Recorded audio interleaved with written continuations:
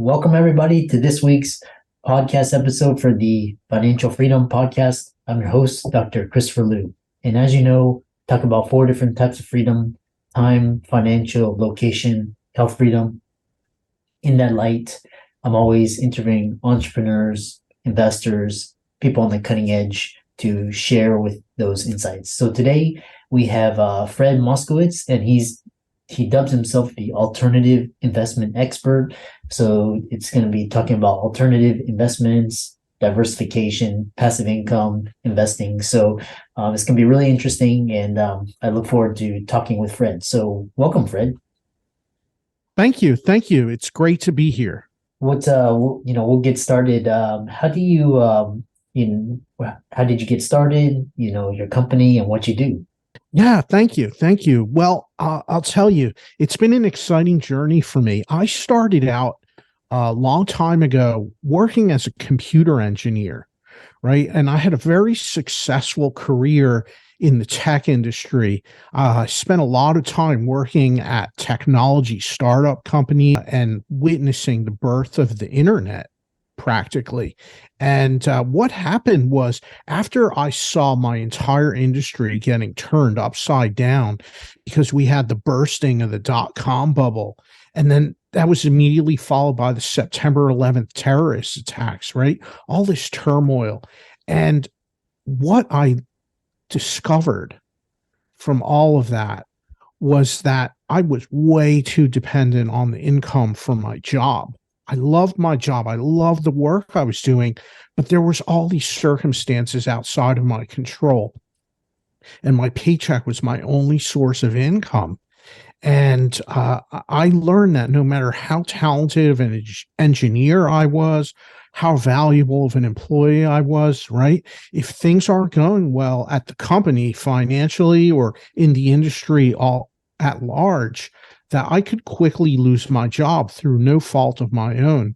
And so having been through that, I started pursuing investing, learning about investing. That started my journey.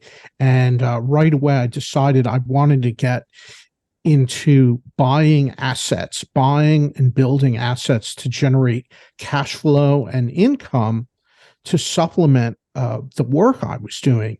And I got started building a real estate portfolio, buying properties here in Philadelphia, where I'm based out of. And after a few years, I then expanded that because I got involved in mortgage note investing, where we're buying mortgage notes and holding them for cash flow and income, because effectively you step into the shoes of the bank and become the one receiving those monthly payments instead of the one making the monthly payments. And it's a really powerful strategy. Interesting. I've heard of note investing, tax lien investing, all of these crowdsourcing platforms. So tell us more about this idea of earning passive income through note investing. Yeah, absolutely. So with note investing, let's talk about what it is. What is note investing? A lot of people are familiar with investing in real estate, right? You can buy houses, commercial property, multifamily property. But note investing is where we're going to talk about investing in the paper, the financial portion of those real estate transactions. It's all about the notes and mortgages associated with those properties. And I feel that it's a very interesting part of the real estate business. And a lot of real estate investors, they don't pay any attention to it. A lot of times when they think of a note and mortgage, they think of being the borrower and not as being the lender. But note investing effectively allows you to step across the aisle and become the bank, become the one receiving those monthly payments. And what it does is a great way to increase the predictability of your cash flow and income on an ongoing basis. And that's what note investing is all about. So is there, where do you go to search for which notes to invest in? Yeah, great question. And I talk a lot about this in my my book that recently came out about note investing. Where do you go to find notes, to buy notes? So notes are bought and sold every day on the secondary. There's a secondary market for mortgage notes. And so that's where we go to buy them. A lot of the transactions are done through their either auctions or through relationships. A huge part of what we do is through relationships, building relationships with other note investors, with other note funds and hedge funds. They're the ones that sell these periodically.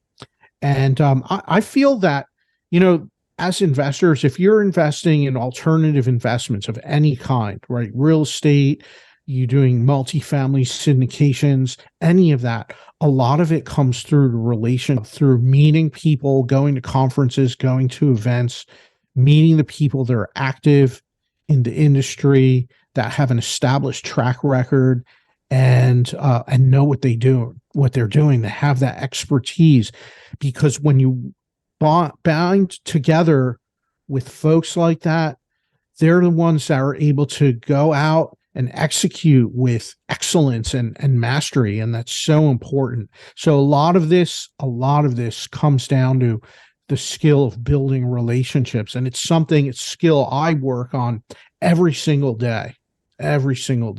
Interesting. And which is quite interesting when you talk about the importance of networking and relationships, and you talk about this skill and how you work on it. What are some mindsets, daily habits that you use to, cultivate these relationships? Oh, there's so many. Mindset. Here's a big one, is go out into the world seeking to serve. Ask yourself the question, how can I serve someone else today? Add value. Don't show up wanting to be a taker. Instead, show up being a giver. And it changes the dynamic so much. But serving others, adding value to others, it's the great way to set up a very nice dynamic. And what I find is that when you put that type of energy out into the world, it comes back to you. Many times over. It really does. So that's a little bit of my thoughts on mindset. But as far as let's get down the brass tacks and talk about some tactics, right? Simple things we can do. Make a couple of phone calls every day. I like to make 5 calls every day. How do I pick those calls? Well, I may scroll through my contacts and my cell phone. I may take a look in my CRM and see is there someone I haven't spoken with in a while, and just reach out, check in, see where you could help someone, maybe make a referral for something, or they need to bounce off an idea off of you, or advice, anything like that. But it's really nice when you're calling someone and you don't need anything, right? Yeah.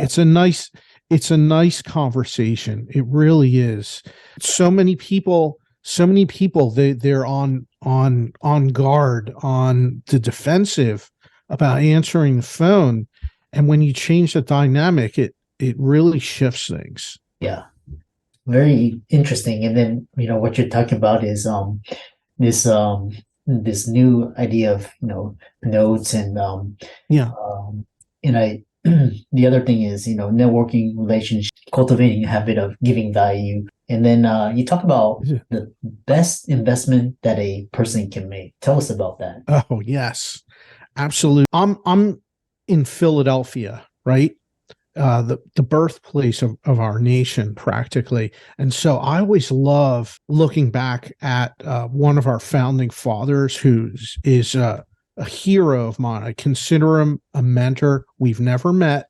He's no longer alive, yet I still consider him a mentor, because I learned so much from Benjamin Franklin. Benjamin Franklin, such an interesting guy. Such an interesting life. He left so many gifts for the world. in his inventions, in his concepts and ideas, and in his body of work that he shared. So one of my favorite quotes that he left us with is this. It's that the idea that investment in knowledge always pays the highest dividends. And so what that means is the most important investment that you can ever make is an investment in yourself, learning skills, developing skills, going to attend events, conferences, masterminds, spending some money to do this. A lot of times you have to travel, you have to spend a few days going somewhere, but when you go to events, especially investment themed events, you learn so much. Who are you around? You're around like-minded individuals, right? And some of them are going to be at a much higher level than you. So what's that like, right? What's it like to step into a room and all of a sudden the people that are there are talking about much higher level problems than you have, and solutions. You can learn so much. And there's some opportunities there for you to add value, to provide feedback, to network, build relationships, all of that. And it all starts with an investment in yourself. Spend time reading, right? Spend time listening to great podcasts, just like this one, right? Taking courses online, all of these things. Remember that your education does not stop when you graduate from school. And unfortunately, a lot of people take that philosophy, but it's lifelong. So always be seeking to invest in yourself, invest time, invest effort, and invest money. And that's something that no matter what happens, it can never be taken away from you. Yeah, and then you talk about this idea of how a person's mindset impact their growth and potential, and sharpening your mindset around money. Describe that. It's quite interesting when you say sharpening your mindset around money.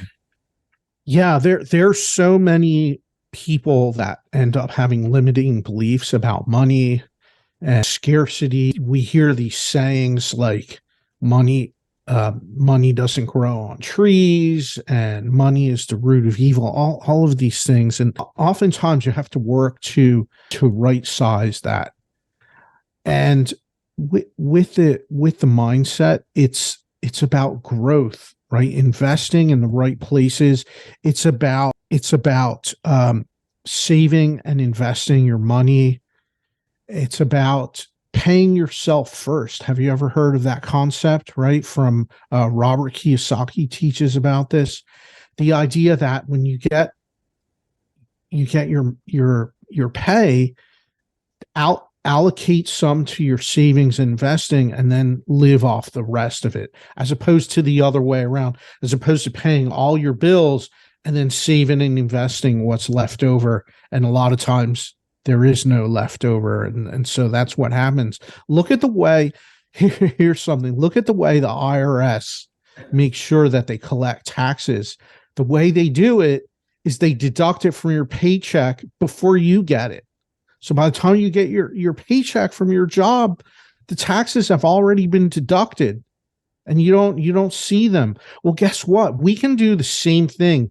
We can set up direct deposit. You can use technology, separate off 5%, 10% of every paycheck and have it go into a separate account so that you won't have that money coming in. It'll get separated for you.